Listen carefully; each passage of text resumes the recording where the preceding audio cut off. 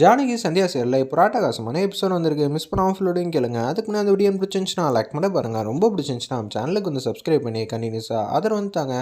கோயிலில் வந்து ஃபுல்லாக தங்கிட்டு தான் போகணுங்கிற மாதிரி குருக்கள் வந்து சொல்லிடுறாங்க. நைட்டு வந்து டிஃபனுக்கு வந்து ஏற்பாடு பண்ணுறப்ப ரமணி பாட்டி வந்து பேசுகிறாங்க. எனக்கு வெளியில் ஹோட்டல் சாப்பாடுலாம் ஒத்துக்காது, இது வீட்டு சாப்பாடு தாங்கிற மாதிரி சொல்லிட்டு எல்லோரும் சாப்பிட்டுட்டு இருக்கப்ப டக்குன்னு வந்து ஏஞ்சி போயிட்டாங்க. மாயா வந்து இன்டீசெண்டாக வந்து இருக்கான்னு சொல்லி கிண்டல் பண்ணுறாங்க. அந்த இடத்துல பத்மாவும் பார்வதி உன்னை ஏஞ்சி போகிறாங்க. இதுக்கு தான் இவ்வளோ அலப்புறம் பண்ணாலா, ஒரு வாய் சாப்பிட்டான்னு வந்து ஏஞ்சி போகிறா. நான் குளத்தில் வந்து விளக்க வந்து போட போகிறேன், அப்போ சீக்கிரம் சாப்பிட்டுட்டு வந்துடுறியா அப்படின்னு சொல்லும்போது டக்குன்னு எந்திரிக்கிறாங்க. இல்லைம்மா எனக்கு எந்த பிரச்சனையும் இல்லை, நானும் போயிட்டு வரேன்னு சாப்பாடு சுத்தமாக சாப்பிட்டு போகணுன்னு அப்படியே சீனும் பின்னாடி குடுக்குன்னு போகிறாங்க. இவங்க 2 பேருமே இல்லை, கல்யாண பேச்சை வந்து இப்போ தான் ஆரம்பிக்கணும், பார்த்து பேசுங்க நீ அப்படின்னு சொல்லி பார்வதி வந்து பத்மாவுக்கு வந்து ஐடியா கொடுக்குறாங்க. அந்த இடத்துல நான் ஒன்றே ஒன்று சொல்லுவேன், நீங்கள் எல்லாம் கேட்டுப்பீங்களா? இப்போ 20 வருஷத்துக்கு முன்னாடி இருந்த ஒரு விஷயம் வந்து நம்ம வீட்டில் நடக்குதுன்னா யாரால் நடக்கும்? குருக்கள் வந்து சொல்கிறாங்கல்ல, அது எனக்கு என்னமோ சந்தேகமாக தான் இருக்குது. நம்ம தனலட்சுமிக்கும் சீனுக்கும் கூடிய சீக்கிரம் கல்யாணம் பண்ணி வச்சுட்டா என்னங்கிற மாதிரி பத்மா வந்து பேசுகிறாங்க. என்ன நினச்சிட்டு இருக்கீங்க அப்படின்னு சொல்லி ஜானகி வந்து பேச்ச ஆரம்பிக்கிறாங்க. அந்த இடத்துல அண்ணி நான் அண்ணன்கிட்ட கேட்குறேன், அண்ணன் என்ன முடிவு எடுக்கட்டும்? ஏய் இப்போ தான் அவங்க படித்து ஆல்மோஸ்ட் முடிக்கிற ஸ்டேஜில் இருக்காங்க, அதுக்குள்ளேயே கல்யாணமா? இதெல்லாம் செட் ஆகாது, கொஞ்சம் வருஷம் போட்டோம் பார்த்துக்கலாம், ஒரு 3 வருஷம் போட்டோன்னே. அண்ணன் இதில் வந்து நீ அவசரப்பட்டு எதுவும் முடிவு எடுக்காத, என் மனசில் தோன்றதை வந்து சொல்கிறேன். அவங்க குழந்தை பருவத்தில் இருக்காங்க, இல்லை அதெல்லாம் அடுத்த பிரச்சனை. இப்போ எனக்கு என்ன தோணுதுன்னா, சந்தியா செஞ்ச தப்பு வந்து தனலட்சுமி இல்லை சீனு வேறு எதுவும் பிரச்சனை ஆயிடுச்சுன்னா என்ன பண்ணுவீங்க அப்படின்னு சொல்லும்போது சமயம் வந்து கத்தி எச்சரிக்கிறாங்க. அந்த இடத்துல நம்ம ரகுராம் வந்து பத்மாவை என்ன நினச்சிக்கிட்டு இருக்க உன் மனசில், இது நீயா வந்து கேட்குறியா இல்லை மற்றவங்க கேட்க சொல்லி கேட்குறியா? தனலட்சுமி யார் வளர்ப்புன்னு தெரியுமா? உங்கள் அண்ணன் அண்ணி மேலே சந்தேகப்படுறியா?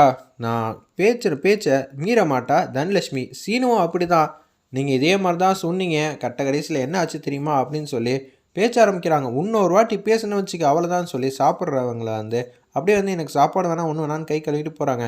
என்ன ஆச்சு, நீங்கள் கல்யாணம் பேச்சுனா கொஞ்சம் நார்மலாக வந்து பேச இருக்கும்போது பேசலாம்ல, இப்போ எதுக்கு கட் அண்ட் ரைட்டாக கல்யாணம் பண்ணியே ஆகணுங்கிற மாதிரி சொல்கிறாங்க. உன்னை பார்வதி வந்து பேசுகிறாங்க.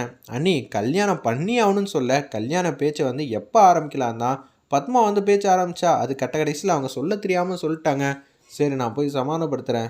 ரகுராம்கிட்ட வந்து பேசுகிறாங்க நம்ம ஜானகியும் ரமணி பாட்டியும். ஏன்பா கோவப்பட்டு பேசுகிற, அவள் உன் தங்கச்சி தானே, பின்ன பேசக்கூடாதெல்லாம் பேசி இது மாதிரி பண்ணால் எனக்கு கோவம் வருமா வராதா?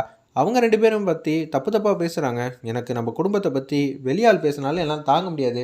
இவங்க என்ன நெஞ்செழுத்தம் இருந்தால் 20 வருஷத்துக்கு முன்னாடி நடந்த அதே தப்பு இப்போ நடந்துருச்சுன்னா என்ன ஆகுது அப்படின்னு சொல்கிறாங்க. தனலட்சுமி அது மாதிரி பண்ணுறவளா அப்படின்னு சொல்லும்போது தனலட்சுமி தான் ஒரு தப்பு வந்து முன்னாடியே பண்ணியிருக்கால, இது நம்ம ரகுராமுக்கு தெரியாமல் பேசுகிறா.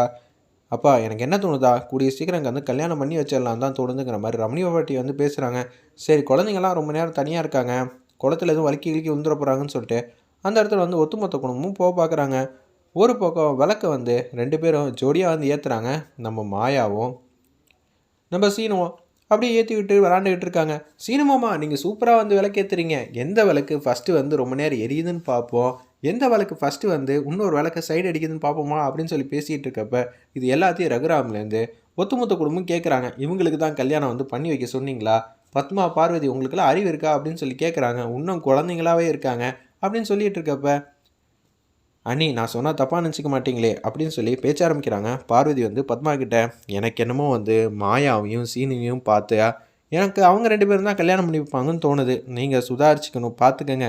மாயாவை உங்களால் சமாளிக்கவே முடியல, அவளாக உங்களுக்கு மருமகளாக வந்துட்டா அப்புறம் அவளை தான் உங்கள் கதியே அதோ கதிங்கிற மாதிரி அந்த இதில் சொல்லிடுறாங்க. இதை கேட்டவொன்னு வந்து பேரதிர்ச்சியாக நிற்கிறாங்க. அந்த இடத்துல நம்ம ஜானகி என்ன பேச்சு பேசுகிறீங்க, நீங்கள் பேசின வார்த்தை மட்டும் ரகுராமுக்கு விழுந்துச்சுன்னு வச்சுக்கேன், அப்புறம் அவ்வளோதான்.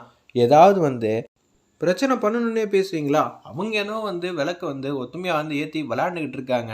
சின்ன பசங்களாகவே அவங்க மனசெல்லாம் இருக்குது, அந்த மனசில் போய் தேவையில்லாத ஆசைகள் எண்ணங்களை வந்து விதைக்கிறீங்க, கொஞ்சமாவது புரிஞ்சு பேசுகிறீங்க அப்படின்னு சொல்லி ஜானகி வந்து பேசுகிறாங்க.